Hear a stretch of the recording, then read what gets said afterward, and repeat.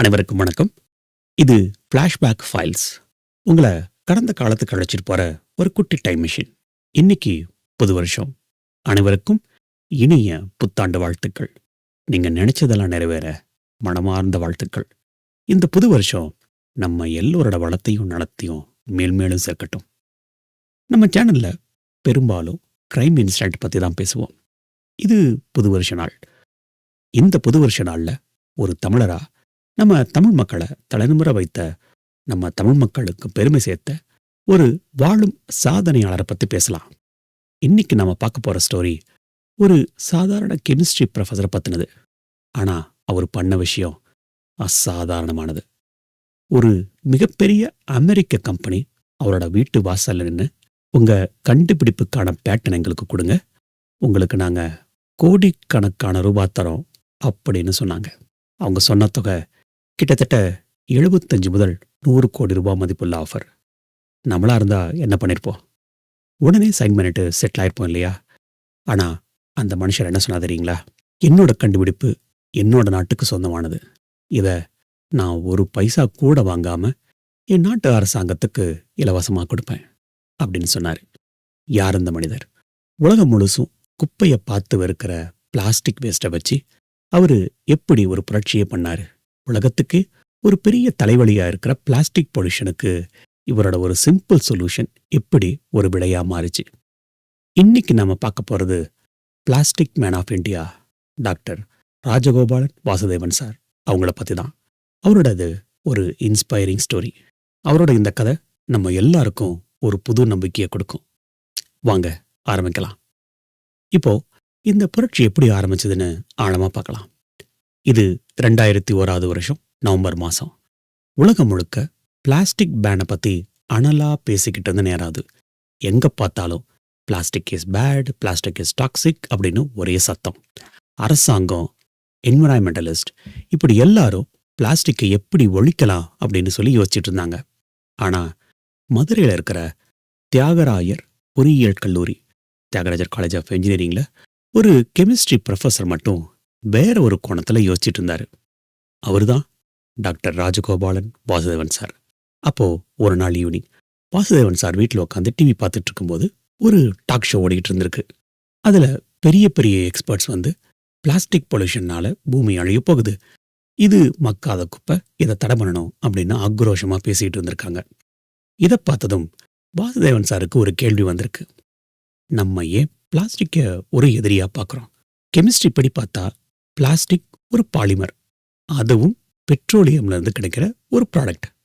நம்ம ரோடு போட உபயோகிக்கிற தார், அதை பிட்டுமின்னு சொல்லுவாங்க, அதுவும் ஒரு பெட்ரோலியம் ப்ராடக்ட் தானே. அப்போ இது ரெண்டும் ஒரே ஃபேமிலி சேர்ந்தது, ஏன் சேரக்கூடாது? இதுதான் அந்த யுரேக்கா மொமெண்ட். அவர் என்ன யோசிச்சாருன்னா, பிளாஸ்டிக் ஒரு எக்ஸலண்ட் பைண்டர், பிசின் மாதிரி ஒட்டும் தன்மை கொண்டது. அதை ஏன் நம்ம அழிக்கிறதுக்கு பதிலா ரோடு போடுறதுக்கு யூஸ் பண்ணக்கூடாது அப்படின்னு யோசிக்க ஆரம்பிச்சாரு. உடனே அவரு ஒரு சின்ன எக்ஸ்பெரிமெண்ட் பண்ண முடிவு பண்ணாரு. அவரு கொஞ்சம் ஜல்லிக்கல்லை எடுத்தாரு, அதை ஒரு பாத்திரத்தில் போட்டு சூடு பண்ணாரு. நான் ரொம்ப சிம்பிளா எக்ஸ்பிளைன் பண்றேன்.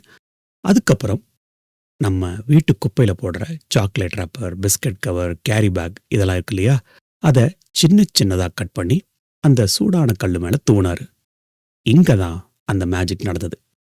அந்த சூட்டுல பிளாஸ்டிக் உருகி தண்ணி மாதிரி ஆகாம ஒரு கோட்டிங் மாதிரி மாறி அந்த கல்லை முழுசா கவர் பண்ணிடுச்சு. அதாவது அந்த ஜல்லிக்கட்டுல. அதுவும் எவ்வளவு ஸ்ட்ராங்கா ஒட்டுச்சுன்னா, ஆறி போனதுக்கு அப்புறம் அதை கையால பிரிக்கவே முடியல. அந்த கல்லு பார்க்கவும் ஒரு மாதிரி ஆயிலி ஃபினிஷா பளபளன்னு இருந்தது. இதுல என்ன கெமிஸ்ட்ரி இருக்கு அப்படின்னு தானே கேட்குறீங்க? வாசுதேவன் சார் கண்டுபிடிச்ச விஷயம் ரொம்ப சிம்பிள். கல்லு மேல பிளாஸ்டிக் கோட் ஆனா அந்த கல்லுக்குள்ள தண்ணி போகாது, அதாவது நோ வாட்டர் அப்சார்ப்ஷன். ரோடுல குழி விழுறதுக்கு முக்கிய காரணமே மழை தண்ணீர் கல்லுக்குள்ள இறங்கி தார், அந்த பிட்டுமெண்ட் இருக்கு இல்லைங்களா, அதோட பிடிப்பு நழுவுறது தான். ஆனா பிளாஸ்டிக் கோட்டிங் இருந்தா தண்ணி உள்ள போகவே போகாது, ரோடு ஸ்ட்ராங்கா இருக்கும். பிளாஸ்டிக் குப்பை இல்லை, இது ஒரு தங்கம் அப்படின்னு அவருக்கு புரிஞ்சுது. ஆனா அவர் இதை வெளியே சொன்னப்போ நிலைமை வேற மாதிரி இருந்தது. சக பேராசிரியர்கள், என்ஜினியர்ஸ், இவங்க எல்லாம் இவரை பார்த்து சிரிச்சாங்க. என்ன சார், கெமிஸ்ட்ரி டிபார்ட்மெண்ட்ல இருந்து சிவில் இன்ஜினியரிங் வேலை பார்க்க போறீங்களா அப்படின்லாம் கிண்டல் பண்ணாங்க. பிளாஸ்டிக்ல ரோடு போட்டா வெயில்ல உருகி டயரோட ஒட்டிக்காதா, இது முட்டாள்தனம் அப்படின்னு கிண்டல் வேற பண்ணாங்க. ஆனா வாசுதேவன் சார் இந்த அவமானங்களை கண்டுக்கவே இல்லை. சயின்ஸ் என்னைக்குமே பொய் சொல்லாது, நான் இதை ப்ரூவ் பண்ணி காட்டுறேன் அப்படின்னு ரொம்ப உறுதியா இருந்தாரு. இப்போ வருஷம் 2002. லேப்ல ஒரு சின்ன அளவுல எக்ஸ்பெரிமெண்ட் வெற்றி பெற்றுடுச்சு. வாசுதேவன் சார் அடுத்த கட்டத்துக்கு போக ரெடியானாரு. ஆனா இங்கதான் ஒரு பெரிய நடைமுறை சிக்கல் காத்துக்கிட்டு இருந்தது.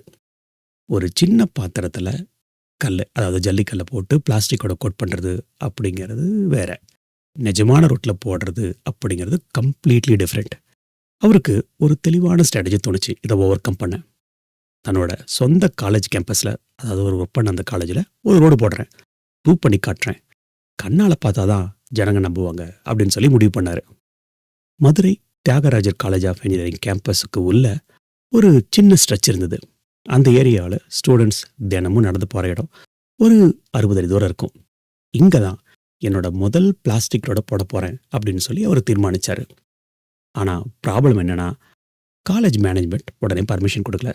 சார், இது ஒரு எக்ஸ்பெரிமெண்ட்டு, சக்ஸஸ் ஆகுமான்னு தெரியாது, சப்போஸ் ஃபெயில் ஆச்சுன்னா கேம்பஸ்குள்ளே இருக்கிற ரோடு வீணாக போயிடும், ஃபண்டு வேஸ்ட் ஆகிடும், ரிஸ்க் எடுக்க முடியாது அப்படின்னு சொல்லி ரொம்ப தயங்கினாங்க. வாசுதேவன் சார் கலங்கலை. ஃபண்டு பிரச்சனை தானே, அது இல்லாட்டி என்ன, நான் என்னோட சொந்த பணத்தில் இந்த ரோட போடுறேன், காலேஜ் ஃபண்ட்லேருந்து ஒரு பைசா கூட வேணாம் அப்படின்னு சொல்லி உறுதியாக சொன்னார். இதை கேட்டதும் மேனேஜ்மெண்ட்டு சரி ஓகே அப்படின்னு சொல்லி சம்மதிச்சாங்க. எக்ஸ்பெரிமெண்ட் தானே, கண்டிப்பாக எல்லா மேனேஜ்மெண்ட்டும் இதை அப்ரிஷியேட் பண்ணும், காலேஜும் அப்ரிஷியேட் பண்ணாங்க. ஆனால் அடுத்த பிரச்சனை மெட்டீரியலை கலெக்ட் பண்ணுறது. நார்மல் ரோடு போடுறதுக்கு தார், ஜல்லி, கல், மண் இதெல்லாம் தேவைப்படும். ஆனால் கூடுதலாக பிளாஸ்டிக் வேஸ்ட் இந்த விஷயத்தை பொறுத்த வரைக்கும் தேவைப்பட்டது, அதுவும் சின்ன சின்ன துண்டுகளா. வாசுதேவன் சார் காலேஜ் ஸ்டூடெண்ட்ஸ்கிட்ட போய், உங்கள் ஹாஸ்டலில் கேன்டீனில் போடுற carry bag, rapper, chips packet இது எல்லாத்தையும் குப்பையில் போடாதீங்க, எனக்கு கொண்டு வந்து கொடுங்க அப்படின்னு சொல்லி ஒரு கோரிக்கை வச்சார். கெமிஸ்ட்ரி சார் எதுக்கு குப்பை கேட்குறாரு அப்படின்னு எல்லாரும் ஆச்சரியப்பட்டாங்க. இங்கே கொண்டு வாங்கப்பா, நான் உங்களுக்கு ஒரு மேஜிக் காட்டுறேன் அப்படின்னு புன்னகையோட சொன்னார். ஒரு வாரத்தில் ஸ்டூடெண்ட்ஸ்கிட்ட கிட்டத்தட்ட ஒரு 50 கிலோ அளவுக்கு பிளாஸ்டிக் வேஸ்ட் கலெக்ட் ஆச்சு. Chocolate covers, chip packet, biscuit rapper, carry bag இது எல்லாமே அதில் இருந்தது. அவர் அதை ஒவ்வொன்றா தண்ணியில் கழுவி நல்ல வெயிலில் காய வச்சார், ட்ரை பண்ணார். அப்புறம் ஒரு சிம்பிளான ஷ்ரெட்டிங் மிஷினில், அதாவது சின்ன சின்ன துண்டுகளாக நறுக்கிற மிஷினில் அதை கட் பண்ணார்.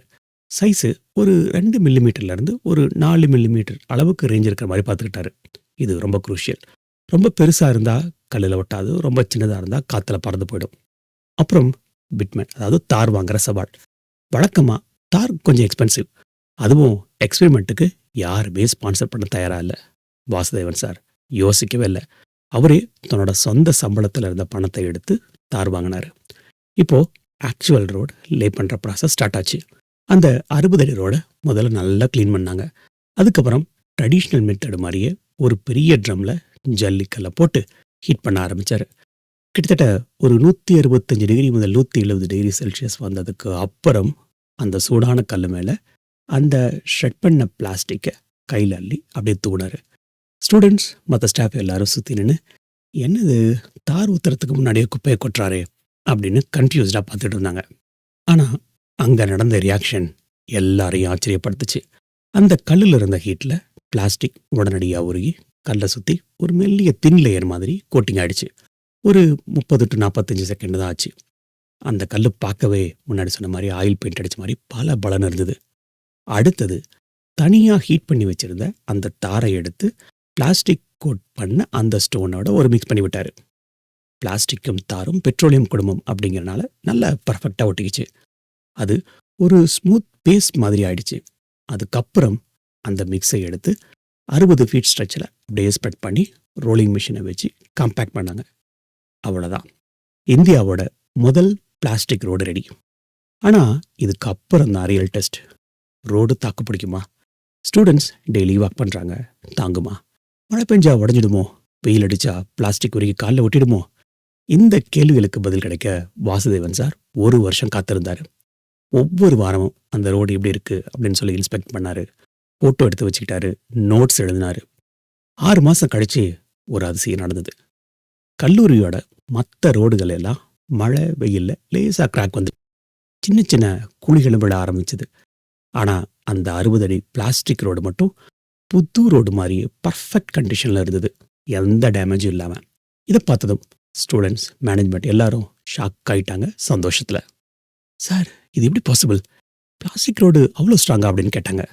அதுக்கு வாசுதேவன் சார் ஒரு மென்மையான புன்னகையோட, பிளாஸ்டிக் கோட்டிங் கல்லுக்குள்ள தண்ணி போகாம பிளாக் பண்ணுது, அதனால பிடிப்பு ஸ்ட்ராங்கா இருக்கு. நார்மல் ரோட்ல இந்த ப்ரொடெக்ஷன் கிடையாது. இந்த வெற்றி காட்டுத்தீ மாதிரி பரவ ஆரம்பிச்சது. அந்த 2002வது வருஷமே சென்னை வரைக்கும் இந்த செய்தி போச்சு. மதுரையில் இருக்கிற ஒரு பேராசிரியர் குப்பையை வச்சு ரோடு போடுறாராம் அப்படின்னு சொல்லி பேச ஆரம்பிச்சாங்க. இதுக்கப்புறம் தான் வாசுதேவன் சார் தன்னோட அடுத்த கட்ட பாய்ச்சலுக்கு தயாரானார். சென்னை மாநகரம். அங்க என்ன நடந்தது? மதுரையில் கிடைச்ச வெற்றியை வச்சு வாசுதேவன் சார் தமிழ்நாடு அரசை அணுகினாரு. அப்போதைய முதலமைச்சராக இருந்த ஜெயலலிதா அம்மா அவங்க புது திட்டங்களுக்கு ஆதரவு கொடுத்துட்டு இருந்தாங்க. வாசுதேவன் சாரோட ப்ராஜெக்ட் அதிகாரிகளோட கவனத்துக்கு போச்சு. இதன் விளைவா சென்னையில ஜம்புலிங்கம் ஸ்ட்ரீட், அதை தவிர இன்னும் சில முக்கியமான பகுதிகளில் பிளாஸ்டிக் ரோடு போடுறதுக்கான அனுமதி கவர்மெண்ட் இருந்து கிடைச்சது. இதுதான் இந்தியாவிலேயே ஒரு மாநகராட்சி, அதாவது ஒரு கார்பரேஷன் போட்ட முதல் பிளாஸ்டிக் ரோட்ல ஒன்று. மக்கள் ஆச்சரியமா பார்த்தாங்க. என்னப்பா அது, குப்பையில ரோடு போடுறீங்களா அப்படின்னு சொல்லி பேசிக்கிட்டாங்க. ஆனா ரோடு போட்டதுக்கு அப்புறம் அந்த ரோடு பளபளன்னு ஸ்மூத்தா இருந்தது, கிரிப்பாவும் இருந்தது. இது எல்லாத்தையுமே கவர்ந்தது. சென்னையில கிடைச்ச வெற்றி மெல்ல மெல்ல மற்ற மாநிலங்களுக்கும் பரவ ஆரம்பிச்சது. மகாராஷ்டிரா மாநிலம், குறிப்பா மும்பை மாநகராட்சி இந்த திட்டத்துல ரொம்ப ஆர்வம் காட்டினாங்க. மும்பையில மழை காலம் வந்தா ரோடு என்ன ஆகும் அப்படின்னு உங்க எல்லாருக்குமே தெரியும், நம்ம எல்லாருக்குமே தெரியும். அதனால அவங்க ஒரு ட்ரையல் ரன், அதாவது ஒரு சோதனை ஓட்டம் பார்க்கணும் அப்படின்னு சொல்லி முடிவு பண்ணாங்க. 2004வது வருஷம் மும்பையில் சில குறிப்பிட்ட பகுதிகளில் மட்டும் வாசுதேவன் சார் சொன்ன முறைப்படி பிளாஸ்டிக் ரோடுகள் போடப்பட்டது. இது வரைக்கும் எல்லாமே நல்லா தான் போயிட்டு இருக்கு. ஆனா இயற்கை ஒரு பெரிய சோதனை வச்சுது. 2005வது வருஷம் ஜூலை மாதம் 26ஆம் தேதி மும்பை வரலாற்றிலேயே இல்லாத அளவுக்கு ஒரு பயங்கரமான மழை. ஒரே நாள்ல 944 மில்லிமீட்டர் மழை கொட்டி தீத்துது. அதாவது ஒரு வருஷம் முழுக்க பெய்ய வேண்டிய மழை வெறும் 24 மணி நேரத்தில் பெஞ்சுது. மும்பை மாநகரமே ஸ்தம்பிச்சு போச்சு. ட்ரெயின்ஸ் நின்றுடுச்சு, பஸ்ஸு, காரு எல்லாம் தண்ணியில் மிதக்க ஆரம்பிச்சிருச்சு. Electricity cut. ஆயிரக்கணக்கான மக்கள் வீட்டுக்கு கூட போக முடியாம தவிச்சாங்க. 1000க்கும் மேற்பட்ட மக்கள் உயிரிழந்தாங்க. இது ஒரு மிகப்பெரிய சோகம். வெள்ளம் வடிஞ்சதுக்கு அப்புறம் மும்பை ரோடுகளை பார்த்தா சாதாரண தார் ரோடுகள் எல்லாம் தண்ணியில ஊறி தார் பிரிஞ்சு ஜல்லிக்கற்கள் தனியா வந்து ரோடு முழுக்க பெரிய பெரிய பள்ளங்கள் விழுந்திருந்தது. பல ரோடுகள் இருந்த இடமே தெரியாம அடிச்சுக்கிட்டு போயிருந்தது. ஆனா இங்கதான் ஒரு அதிசயம் காத்துக்கிட்டு இருந்தது. அதிகாரிகள் ரோடை இன்ஸ்பெக்ஷன் பண்ண போனாங்க. எல்லா ரோடும் டேமேஜ் ஆயிருக்க ஒரு வருஷம் முன்னாடி, அதாவது 2004வது வருஷத்துல வாசுதேவன் சார் முறைப்படி போட்ட அந்த சில பிளாஸ்டிக் ரோடுகள் நம்ப முடியாத அளவுக்கு பர்ஃபெக்ட் கண்டிஷன்ல இருந்தது.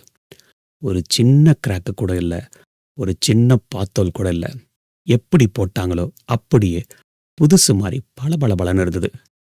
வாசுதேவன் சார் இதை பத்தி சொல்லும்போது அவரோட கண்கள்ல அப்படி ஒரு பெருமை இருக்கும். மும்பை தெற்கல்ல வெள்ளம் ஆறு மாதிரி ஓடினப்போ மற்ற ரோடுகள் எல்லாம் கரைஞ்சு போச்சு. ஆனா நம்ம பிளாஸ்டிக் ரோடு மட்டும் கம்பீரமா நின்றுச்சு. ஏன்னா பிளாஸ்டிக் கோட்டிங் தண்ணியே உள்ள விடலை அப்படின்னு சொல்லியிருக்காரு. இந்த சம்பவம் தான் ஒரு டேர்னிங் பாயிண்ட். மும்பை அதிகாரிகளும் சரி, தமிழ்நாடு அதிகாரிகளும் சரி இதை பார்த்து ஆடி போயிட்டாங்க. சார், ஏதோ ஒரு சின்ன டெக்னாலஜின்னு நினைச்சோம், ஆனா இட்ஸ் அ மிராக்கல் அப்படின்னு சொல்லி பாராட்டினாங்க. 2006வது அடுத்த வருஷமே சென்னையில் ஒரு பெரிய வெள்ளம் வந்துச்சு. அங்கேயும் இதே ரிசல்ட். மதுரையில் போட்ட ரோடுகளும் ஸ்ட்ராங்காக நினைச்சு. இப்போ வாசுதேவன் சாருக்கு நம்பிக்கை வந்துருச்சு. இனிமே யாரையும் கெஞ்ச வேண்டியதில்லை, என்னோட ரோடு நின்னு பேசுது அப்படின்னு தலை நிமிர்ந்து நின்னாரு. வாசுதேவன் சாரோட மனசுல ரோடு மட்டும் இல்லை, வேற எதுக்கெல்லாம் பிளாஸ்டிக்கை யூஸ் பண்ணலாம் அப்படின்னு இப்போ யோசிக்க ஆரம்பிச்சாரு. அப்படி அவரோட யோசனையில பிறந்ததுதான் அவரோட 2வது கண்டுபிடிப்பு. இந்த மீன் டைம் மும்பை வெள்ள சோதனை வெற்றி அடைஞ்சதுக்கு அப்புறம் இந்தியா முழுக்க பல மாநிலங்கள்ல பிளாஸ்டிக் ரோடுகள் போட ஆரம்பிச்சாங்க.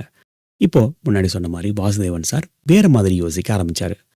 நம்ம ரோடு போடுறோம் சரி, ஆனா இந்தியாவில் ஒரு நாளைக்கு உருவாகிற பிளாஸ்டிக் குப்பை எவ்வளோ தெரியுமா? 26,000 டன்கள். இதுல கொஞ்சத்தை தான் நம்ம ரோடு போட யூஸ் பண்றோம். மீதி குப்பை என்ன ஆகுது? மறுபடியும் குப்பை கிடங்கு தானே போகுது. ரோடு போடுறதுக்கு இடமில்லாத ஊர்கள்ல இல்ல சின்ன சந்துகள்ல இந்த குப்பையை எப்படி யூஸ் பண்றது? இந்த கேள்விக்கு விடையா 2012 வருஷம் அவர் கண்டுபிடிச்சது தான் பிளாஸ்டோன். பேர்லயே அர்த்தம் இருக்குல்ல, plastic plus stone equal to plastone. அதாவது சிமெண்ட் இல்லாம வெறும் பிளாஸ்டிக் குப்பையையும் கல்லையும் மட்டும் வச்சு ஒரு பிளாக் அல்லது ஸ்லாப் பண்றது, செங்கல் மாதிரி. சிமெண்ட் செங்கல் காங்கிரீட் பிளாக் பண்றதுக்கு பதிலா குப்பையை வச்சு செங்கல் பண்ணாரு. கிட்டத்தட்ட சேம் ப்ராசஸ். இதோட பவர் என்ன தெரியுமா? ஒரே ஒரு பிளாஸ்டோன் ஸ்லாப், அதாவது ஒரு அடிக்கு ஒரு அடி பண்றதுக்கு கிட்டத்தட்ட 300 கேரி பேக்ஸ் தேவைப்படுது. அதாவது ஒரு சின்ன ஸ்லாப் பண்ணா 300 கவர் குப்பையிலிருந்து காலியாகும். சாதாரண சிமெண்ட் டைல்ஸ் மேல கனமான வண்டி ஏறினா உடஞ்சிடும். ஆனா சொன்னா நம்ப மாட்டீங்க, பிளாஸ்டோன் 300 டன் எடையை கூட தாங்கக்கூடியது. உடையவே உடையாது. பிளாஸ்டிக் இருக்கிறதுனால இதுக்குள்ள தண்ணி போகாது, பாசி பிடிக்காது, மழைக்காலத்துல குறிப்பா வழுக்கவே வழுக்காது. வாசுதேவன் சார் இதை லேப்ல மட்டும் பண்ணி வச்சுக்கல. தன்னோட கல்லூரிக்குள்ள ஒரு கெனால், ஒரு கால்வாய் மேல பாலம் கட்டணும் அப்படின்னு சொல்லி அந்த சமயத்துல முடிவு பண்றாங்க. சிமெண்ட் பாலம் கட்டினா செலவு அதிகம், நான் பிளாஸ்டோன் வச்சு கட்டித்தரேன் அப்படின்னு சொல்லி வாசுதேவன் சார் சொன்னாரு. எல்லோரும் பயப்பட்டாங்க. பிளாஸ்டிக்ல பாலமா, இடிஞ்சு விழுந்துராதா அப்படின்னு சொல்லி கேட்டாங்க. ஆனா அவரு பிளாஸ்டோன் ஸ்லாப்புகளை வச்சு ஒரு சின்ன பாலமே கட்டினாரு. அது மேல மாணவர்கள் நடந்தாங்க, வண்டிக போச்சு. இப்போ 10 வருஷத்துக்கு மேல ஆச்சு. அந்த பாலம் இன்னும் அப்படியே இருக்கு. இது எங்கெல்லாம் யூஸ் ஆகுதுன்னு பார்த்தா, நடைபாதை, ஃபுட்பாத் போடலாம், வீட்டுக்கு வெளியில தரை ஃப்ளோரிங்க்கு யூஸ் பண்ணலாம், கார்டனில் இருக்கிற பெஞ்ச் இருக்குங்களா அதெல்லாம் பண்ணலாம், ஏன் வீடே கட்டலாம். இதோட தாக்கம்னு பார்த்தா 10 அடிக்கு 10 அடி அறைக்கு போடுறதுக்கு கிட்டத்தட்ட ஒரு 5,000 பிளாஸ்டிக் கவர்கள் அழியுது. இதுவே ஒரு வீடு முழுக்க கட்டினா 50,000 கவர்களுக்கு மேல இருக்கிற குப்பை காலி. கிராமப்புறங்கள்ல சிமெண்ட் வாங்க பணம் இல்லாதவங்களுக்கு இந்த பிளாஸ்டோன் ஒரு பெரிய வரப்பிரசாதம். குப்பையும் அழிஞ்ச மாதிரி இருக்கும், வீடும் கட்டின மாதிரி இருக்கும். இப்படி வாசுதேவன் சார் ரோடுக்கும் பிளாஸ்டிக், வீட்டுக்கும் பிளாஸ்டிக்னு ஒரு கம்ப்ளீட் சொல்யூஷனை கொடுத்தாரு. இதை பார்த்த உடனே வெளிநாட்டு கம்பெனிகளுக்கு ஆசை வந்துருச்சு. இவ்வளோ பெரிய கண்டுபிடிப்பை வச்சுக்கிட்டு இவரு சும்மா இருக்காரே அப்படின்னு சொல்லி அமெரிக்காவில இருந்து ஒரு பெரிய டீம் கிளம்பி மதுரைக்கு வந்தது. அவங்க கையில ஒரு செக் புக். வாசுதேவன் சார்கிட்ட ஒரு பெரிய ஆஃபரை கொடுத்தாங்க. இது வாசுதேவன் சாரோட பிளாஸ்டிக் ரோட் டெக்னாலஜி உலகம் முழுக்க பேசப்பட்டு இருந்த காலம். 2006 அவரு இதுக்கு பேட்டன் வாங்கியிருந்தார், அதாவது காப்புரிமை. சாதாரண ஒரு சயின்டிஸ்ட் பேட்டன் வாங்கினா என்ன பண்ணுவாங்க? அதை யாருக்காச்சும் வித்து காசு பண்ண பார்ப்பாங்க. இங்க தான் அமெரிக்கா என்ட்ரி கொடுத்தது. முன்னாடி பார்த்த மாதிரி அமெரிக்கால இருந்து ஒரு முன்னணி நிறுவனம் வாசுதேவன் சாரோட இந்த கண்டுபிடிப்பை கவனிச்சுக்கிட்டே இருந்தாங்க. அவங்களுக்கு நல்லா தெரியும், பிளாஸ்டிக் குப்பை பிரச்சனை உலகம் முழுக்க இருக்கு. இந்த டெக்னாலஜியை கையில் எடுத்தா பல 1000 கோடி ரூபாய் சம்பாதிக்க முடியும். ஒரு நாள் அந்த கம்பெனியோட அதிகாரிகள் நேரா மதுரைக்கு வந்துட்டாங்க. முன்னாடி பார்த்த மாதிரி தியாகராஜர் கல்லூரிக்கு வந்து வாசுதேவன் சாரை சந்திச்சாங்க. அவங்க சொன்னதுதான், சார் உங்க டெக்னாலஜி பிரமாதமா இருக்கு, ஆனா நீங்க இது இந்தியாவிலேயே சின்ன லெவல் வச்சுட்டு பண்ணிட்டு இருக்கீங்க. அந்த பேட்டன் உரிமையை எங்களுக்கு கொடுத்துருங்க, நாங்க இதை உலகம் முழுக்க கொண்டு போறோம் அப்படின்னு சொல்லியிருக்காங்க. வாசுதேவன் சார் இதுக்கு பதிலா ரொம்ப அமைதியா ஒரு கேள்வி கேட்டிருக்காரு. சரி, அதுக்கு நான் என்ன பண்ணணும் அப்படின்னு. அவங்க சொன்ன பதில், நீங்க ஒண்ணுமே பண்ண வேணாம் சார், சும்மா ஒரு கையெழுத்து மட்டும் போடுங்க, நாங்க உங்களுக்கு $1,000,000. $1,000,000 அப்படிங்கிறது இந்திய மதிப்புல எவ்வளவு தெரியுமா? அன்னைக்கத்த காலகட்ட மதிப்புப்படியே கிட்டத்தட்ட ஒரு 75 கோடி ரூபாய். இன்னைக்கத்த காலகட்ட மதிப்புலன்னு பார்த்தா கிட்டத்தட்ட ஒரு 90 முதல் 100 கோடி ரூபாய் மதிப்பு. ஒரு சாதாரண கல்லூரி பேராசிரியருக்கு இது தலை சுத்த வைக்கிற அளவுக்கு பெரிய தொகை. அவரோட வாழ்க்கை முறையே மாத்திக்கலாம், அமெரிக்காவில் போய் செட்டில் ஆகலாம். ஆனா வாசுதேவன் சார் என்ன பண்ணாரு தெரியுங்களா? மன்னிக்கணும், இந்த கண்டுபிடிப்பு விற்பனைக்கு இல்லை, நாட் ஃபார் சேல். அமெரிக்க அதிகாரிகள் இதை கேட்டதும் ஷாக் ஆயிட்டாங்க. சார் யோசிச்சு சொல்லுங்க, இது பெரிய தொகை, ஏன் வேணான்னு சொல்றீங்க அப்படின்னு சொல்லி திருப்பி கேட்டிருக்காங்க. அதுக்கு வாசுதேவன் சார் சொன்ன அந்த பதில், நான் இந்த கண்டுபிடிப்பை பணத்துக்காக பண்ணல, என் நாட்டு மக்களுக்காக பண்ணியிருக்கேன். இந்தியா முழுக்க பிளாஸ்டிக் குப்பை நிறைஞ்சிருக்கு, என் நாட்டு சாலைகள் மோசமா இருக்கு, இது என் நாட்டு பிரச்சனைக்கான தீர்வு. இதை நான் வெளிநாட்டுக்கு வித்துட்டா என் சொந்த நாட்டுக்கே நான் காசு கொடுத்து வாங்க வேண்டிய நிலைமை வந்துடும். அது எனக்கு தான் அசிங்கம். இந்த டெக்னாலஜி என்னோட தாய்நாட்டுக்கு இலவசமாக கிடைக்கணும் அப்படின்னு சொல்லி சொன்னாரு. அப்போ அவர் சும்மா சொல்லல மக்களே, சொன்ன மாதிரியே செஞ்சும் காமிச்சாரு. அவர் நேரா இந்திய அரசாங்கத்துக்கிட்ட, கவர்மெண்ட் ஆஃப் இந்தியா கிட்ட போனாரு. இந்தாங்க என்னோட பேட்டன், இதை யாரு வேணா யூஸ் பண்ணிக்கோங்க இந்தியாவுக்குள்ள, எனக்கு ராயல்ட்டி கூட கொடுக்க வேணாம், இந்தியா முழுக்க பிளாஸ்டிக் ரோடு போடுங்க, அது போதும் அப்படின்னு அந்த 100 கோடி ரூபாய் மதிப்புள்ள உரிமையை இலவசமா, கம்ப்ளீட்லி ஃப்ரீ ஆஃப் காஸ்ட் அரசாங்கத்துக்கு எழுதி வச்சாரு. இன்னைக்கு இந்தியாவில் எத்தனையோ பஞ்சாயத்துகள்ல, நகராட்சிகள்ல பிளாஸ்டிக் ரோடு போடுறாங்க அப்படின்னா அதுக்கு காரணம் வாசுதேவன் சாரோட இந்த மிகப்பெரிய தியாகம். அவர் நினைச்சிருந்தா கோடீஸ்வரனா ஆகியிருக்கலாம். ஆனா அவர் கடைசி வரைக்கும் ஒரு எளிமையான பேராசிரியராகவே இருக்க ஆசைப்பட்டாரு. அவரு தியாகராஜர் கல்லூரியிலே அதே எளிமையோட தான் இருக்காரு. பணம் எனக்கு சந்தோஷத்தை கொடுக்காது, என் நாட்டு சாலைகள் குப்பை இல்லாம இருந்தா அதுதான் எனக்கு மிகப்பெரிய சந்தோஷம் அப்படின்னு வாழ்ந்துட்டு இருக்காரு. இப்படிப்பட்ட ஒரு மனுஷனை பார்த்து அரசாங்கம் சும்மா இருக்குமா? இவரோட இந்த சேவையை கவனிச்ச மத்திய அரசு ஒரு அதிரடி உத்தரவு போட்டாங்க. அது என்ன உத்தரவு? அது இந்தியா முழுக்க என்ன மாதிரியான மாற்றத்தை உண்டாக்குச்சு? வாங்க பார்க்கலாம். வாசுதேவன் சார் தன்னோட பேட்டன் உரிமையை அரசாங்கத்துக்கு இலவசமாக கொடுத்தது வீண் போகல. அதோட தாக்கம் தேசிய அளவில் எதிரொலிச்சது. நவம்பர் மாதம் 2015 அந்த வரலாற்று முக்கியத்துவம் வாய்ந்த உத்தரவு வந்தது. இந்திய அரசாங்கம் ஒரு அதிரடியான முடிவெடுத்தது. மத்திய சாலை போக்குவரத்து அமைச்சகம் ஒரு உத்தரவு போட்டாங்க. இனிமே இந்தியாவில் 5 லட்சத்துக்கும் அதிகமான மக்கள் தொகை கொண்ட நகரங்களுக்கு பக்கத்துல போற தேசிய நெடுஞ்சாலைகள் போடும்போது கண்டிப்பாக பிளாஸ்டிக் குப்பை தாரோட சேர்த்துத்தான் ரோடு போடணும் அப்படின்னு சொல்லியிருக்காங்க. இது சும்மா ஒரு அட்வைஸ் கிடையாது. இன்ஃபேக்ட் இது ஒரு கட்டாய உத்தரவு. இதோட விளைவு என்ன தெரியுங்களா? தமிழ்நாடு மட்டும் இல்லாம மகாராஷ்டிரா, கேரளா, கர்நாடகா, இமாச்சல பிரதேசம், மேகாலயா, இப்படி இந்தியா முழுக்க 11க்கும் மேற்பட்ட மாநிலங்கள் இந்த முறையை பின்பற்ற ஆரம்பிச்சாங்க. இதோட ரிசல்ட் சும்மா பிரமிக்க வைக்குது. இன்னைய தேதிக்கு இந்தியா முழுக்க, சொன்னா நம்ப மாட்டீங்க, கிட்டத்தட்ட 1,50,000 கிலோமீட்டருக்கும் மேல பிளாஸ்டிக் ரோடுகள் போடப்பட்டிருக்கு. நினைச்சு பாருங்க, பூமியை 4 தடவை சுத்தி வர அளவுக்கு நீளமான ரோடுகள் வெறும் குப்பையை மட்டும் வச்சு கட்டியிருக்கோம். அடுத்த மிகப்பெரிய இம்பாக்ட், குப்பைக்கு குட் பை.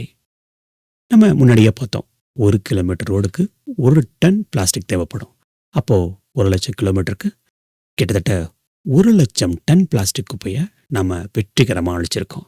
இது சாதாரண விஷயமே இல்லை. இந்த குப்பையெல்லாம் கடல்ல கலந்திருந்தா, இல்ல எரிச்சு புகையா போயிருந்தா சுற்றுச்சூழல் எவ்வளவு கிட்டு போயிருக்கும். வாசுதேவன் சார் அதை தடுத்து நிறுத்தியிருக்காரு. அதுக்கு அடுத்த விஷயம் காசு சேவிங். ஒவ்வொரு கிலோமீட்டருக்கும் 30,000 ரூபாய் சேமிப்பு. இது 1,00,000 கிலோமீட்டருக்கு கணக்கு போட்டு பார்த்தா அரசாங்கத்துக்கு எவ்வளவோ கோடிக்கணக்கான ரூபாய் மிச்சமாயிருக்கு. அந்த பணத்தை வச்சு இன்னும் எத்தனையோ நல்ல திட்டங்கள் பண்ணலாம்.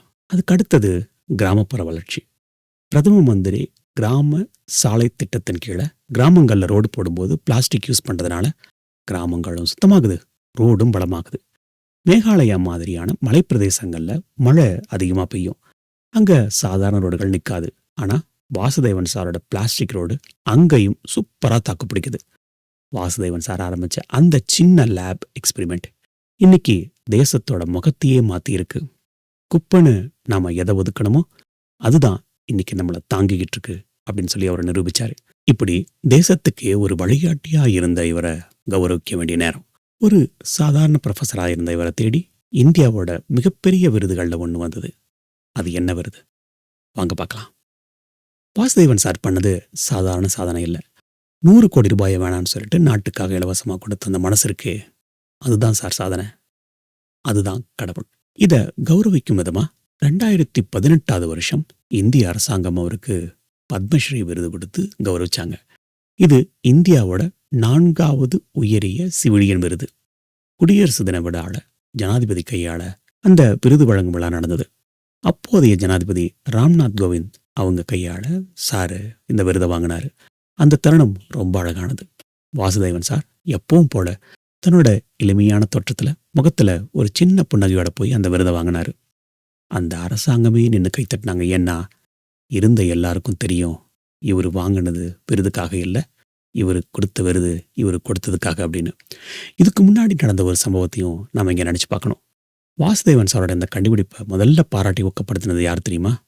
நம்ம கனவு நாயகன் டாக்டர் APJ அப்துல் கலாம் ஐயா அவர்கள். வாசுதேவன் சார் தன்னோட கண்டுபிடிப்பை கலாம் ஐயா கிட்ட காட்டினப்போ அவரு அவ்வளோ சந்தோஷப்பட்டாரு. வாசுதேவன், நீங்க குப்பையை மட்டும் சுத்தப்படுத்தல, இந்தியாவோட எதிர்காலத்தையே பலப்படுத்துறீங்க அப்படின்னு சொல்லியிருக்காரு. கூடவே இதுதான் உண்மையான சயின்ஸ் அப்படின்னு சொல்லி என்கரேஜும் பண்ணியிருக்காரு. கலாம் ஐயா சொன்ன அந்த வார்த்தைகள் தான் வாசுதேவன் சாருக்கு பெரிய உந்து சக்தியாக இருந்தது அப்படின்னு சாரே ஒரு இன்டர்வியூவில் சொல்லியிருக்காரு. இன்னைக்கு வாசுதேவன் சாருக்கு கிட்டத்தட்ட 75 வயசு. பத்மஸ்ரீ வாங்கினதுக்கு அப்புறமும் அவரோட வாழ்க்கை மரமானல இன்னும் புதுசு புதுசாக ஏதாவது ஆராய்ச்சி பண்ணிட்டு தான் இருக்காரு. அவர்கிட்ட போய், சார் இவ்வளோ பெரிய ஆள் நீங்கள் ஏன் இன்னும் இவ்வளோ எளிமையாக இருக்கீங்க அப்படின்னு கேட்டால் அவர் சொல்கிற பதில் நம்ம எல்லாரையுமே யோசிக்க வைக்கும். பிளாஸ்டிக் எப்படி மக்காதோ அதே மாதிரி தான் என்னோட கொள்கையும். நான் ப்ரொஃபஸராக இருக்கேன், அதுவே எனக்கு போதும். என் மாணவர்கள் தான் என்னோட சொத்து. என் நாடு சுத்தமாக இருக்கணும், அதுதான் என் ஆசை. இப்படிப்பட்ட ஒரு மாமனிதர் நம்ம தமிழ்நாட்டில் நம்ம மதுரையில் வாழ்ந்துட்டு இருக்காரு அப்படிங்கிறதே நமக்கெல்லாம் பெருமை. சொல்லப்போனால் நான் இங்கே அவரை பற்றி சொன்னது ரொம்ப குறைவு. மதுரையில் இருந்து யாராவது இந்த வீடியோ பார்க்குறீங்க அப்படின்னா, மக்களே இவரை பற்றி உங்களுக்கு தெரிஞ்சதை கமெண்ட்டில் சொல்லுங்கள், நம்ம எல்லாரும் தெரிஞ்சுக்கலாம். ஸோ மக்களே, இன்னைக்கு plastic man of India doctor Rajagopal Vasudevan சாரோட வாழ்க்கையை பார்த்தோம். இது வெறும் கதை இல்லை, ஒரு பாடம். இதிலிருந்து நம்ம கற்றுக்க வேண்டிய விஷயங்கள் நிறைய இருக்குது. ஒன்று, குப்பைன்னு ஒன்று கிடையாது. வாசுதேவன் சார் அடிக்கடி சொல்கிற ஒரு வார்த்தை, plastic is not the problem, அவர் ஆட்டிடியூட் இஸ் த ப்ராப்ளம். அதாவது பிளாஸ்டிக் அப்படிங்கிறது ஒரு பிரச்சனையே இல்லை, நம்ம மனநிலையில் தான் பிரச்சனை இருக்குது அப்படின்னு சொல்லி. நம்ம எதோ குப்பைன்னு தூக்கி போடுறோமோ அதில் அவர் பொக்கிஷத்தை பார்த்தாரு. நம்ம வாழ்க்கையும் அப்படி தான். நமக்கு தேவையில்லாததுன்னு ஒதுக்கிற விஷயங்கள் சரியான முறையில் பயன்படுத்தினா பெரிய மாற்றத்தை உண்டாக்கும். ஒரு சின்ன மாற்றம் பெரிய புரட்சியே பண்ணும். அடுத்து, தீர்வு நம்மக்கிட்டே இருக்கு. வாசுதேவன் சார் ரோடு போடுறதுக்கு அமெரிக்காவில் இருந்தோ ஜப்பான்ல இருந்தோ மிஷின் கொண்டு வரலை. நம்ம ஊர் கல், நம்ம ஊர் குப்பை, நம்ம ஊர் தார், அவ்வளோதான். பிரச்சனை பெருசாக இருக்கலாம், ஆனால் அதுக்கான தீர்வு ரொம்ப எளிமையாக நம்ம பக்கத்தில் தான் இருக்கும். அதை தேடி கண்டுபிடிக்கிறது தான் நம்மளுடைய அறிவு. அதுதான் நமக்கு வேணும். அதுக்கு அடுத்தது, 100 கோடி ரூபாய் கண்ணு முன்னாடி இருந்தும் என் நாடு தான் முக்கியம்னு சொன்ன அந்த மனசு தான் கடவுள். நம்ம எல்லாரும் நாட்டுக்காக துப்பாக்கி ஏந்தணும் அப்படின்னு அவசியம் இல்லை. நம்ம அறிவை, நம்ம திறமையை நாட்டுக்காக பயன்படுத்தினாலே போதும், அதுவே பெரிய சேவை தான். கடைசியாக பொறுமை அவசியம். 2001 ஆரம்பித்த அவரோட முயற்சி 2002 முதல் ரோடு, 2005 ஒரு வெற்றி, 2015 தேசிய அங்கீகாரம், 2018 பத்மஸ்ரீ விருது. வெற்றி உடனே கிடைக்காது மக்களே. இன்ஃபேக்ட் நம்ம முயற்சி பண்ணும்போது மக்கள் கிண்டல் பண்ணுவாங்க, அவமானப்படுத்துவாங்க. ஆனால் நம்ம மேலே நமக்கு நம்பிக்கை இருந்தால் என்னைக்காச்சும் ஒரு நாள் உலகம் நம்மளை திரும்பி பார்க்கும். அடுத்த தடவை நீங்கள் ரோட்டில் போகும்போது ஒரு பிளாஸ்டிக் கவரை பார்த்தா முகம் சொல்லிக்காதீங்க, அதை குப்பை தொட்டியில் போடுங்க. ஏன்னா அந்த ஒரு பிளாஸ்டிக் கவர் நாளைக்கு நீங்கள் நடக்க போகிற ரோடாக மாறலாம், இல்லை நீங்கள் வசிக்க போகிற வீடாக மாறலாம். வாசுதேவன் சார் காட்டின வழியில் நாமளும் நம்மால் முடிஞ்ச சின்ன மாற்றத்தையாவது கொண்டு வருவோம். வாசுதேவன் சார் முயற்சிகள் மற்றும் தியாகத்தை பற்றி நீங்கள் என்ன நினைக்கிறீங்க? கமெண்ட்டை சொல்லுங்கள். இந்த வீடியோவை உங்களோட ஃப்ரெண்ட்ஸ் அண்ட் ஃபேமிலிக்கு ஷேர் பண்ணுங்கள். குறிப்பாக உங்கள் வீட்டில் இருக்கிற குட்டீஸ்க்கு காட்டுங்க, ஏன்னா அவங்க தான் நாளைய இந்தியா. ஆல் ரைட் மக்களே, இந்த வீடியோ உங்களுக்கு பிடிச்சிருந்தா லைக் பண்ணுங்கள், உங்களோட கருத்துக்களை கமெண்ட் பண்ணுங்கள். இன்னும் சப்ஸ்கிரைப் பண்ணாமல் பார்க்குறீங்க அப்படின்னா மறக்காமல் சப்ஸ்கிரைப் பண்ணுங்கள். மீண்டும் ஒரு இன்ட்ரெஸ்டிங்கான ரியல் இன்சிடென்ட்ல சந்திப்போம். அது வரைக்கும் உங்களோட உடல்நலத்தையும் மனநலத்தையும் பத்திரமா பார்த்துக்கோங்க.